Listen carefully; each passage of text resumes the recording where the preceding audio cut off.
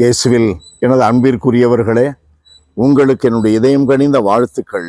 வணக்கம்.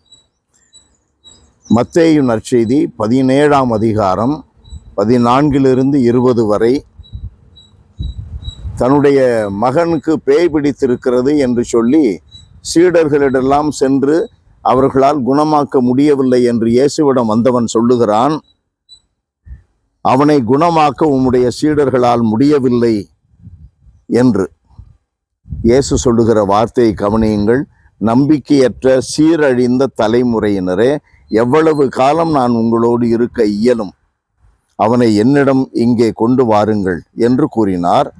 கொண்டு வந்ததும் இயேசு அப்பேயை கடிந்து கொள்ளவே அது அவனை விட்டு வெளியேறியது.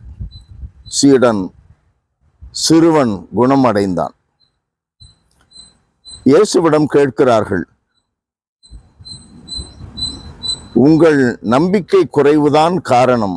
உங்களுக்கு கடுகளவு நம்பிக்கை இருந்தால் நீங்கள் இம்மலையை பார்த்து இங்கிருந்து பெயர்ந்து அங்கு போ என கூறினால் அது பெயர்ந்து போகும். உங்களால் முடியாதது ஒன்றும் இராது என நான் உங்களுக்கு சொல்லுகிறேன்.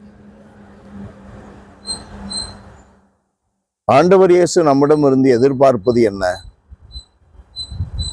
எவ்வளவுதான் இழப்பு நேரிட்டாலும், எவ்வளவுதான் நெருக்கடியான சூழ்நிலைகள் இருந்தாலும், இயேசு என்னை காப்பார் என்ற நம்பிக்கை, அந்த நம்பிக்கையை தான் எதிர்பார்க்கிறார். மார்க்கு நற்செய்தியிலே இதே பகுதியை நாம் வாசிக்கும் பொழுது நாம் தெரிந்து கொள்ளக்கூடிய ஒரு உண்மை உண்டு. இயேசுவிடமிருந்து என்னால் முடியாத ஒன்று இருக்கிறதா? நம்பினால் எல்லாம் கூடும். நம்புகிறவனுக்கு எல்லாம் கூடும் இயேசு சொல்லுகிறார். நம்முடைய வாழ்க்கையில இயேசுவை பின்பற்றுகின்ற மனிதனுக்கு பிரச்சனைகள் வரத்தான் செய்யும். இயேசு அதை முன்கூட்டியே நமக்கு சொல்லி கொடுத்திருக்கிறார்.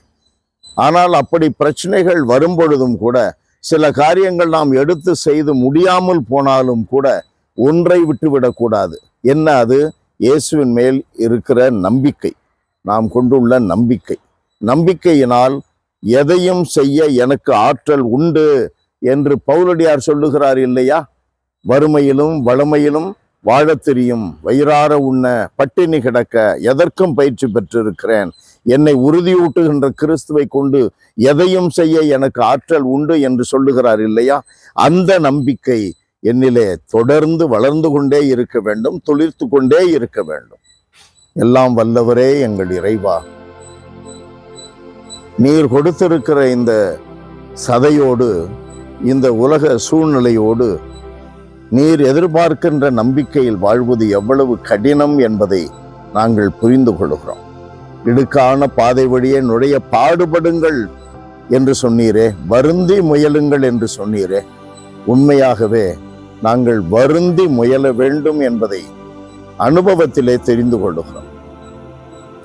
அப்படி வருந்தி முயலும் பொழுது அந்த இடுக்கான பாதை எங்களை இட்டுச் செல்வது வாழ்வுக்காக என்பதை என்ற உண்மையை, பேருண்மையை நாங்கள் உணர்ந்து வாழ எப்பொழுதும் வருந்தி முயன்று உம்முடைய விருப்பத்தின்படி பயணிக்க அருள்தாரும்.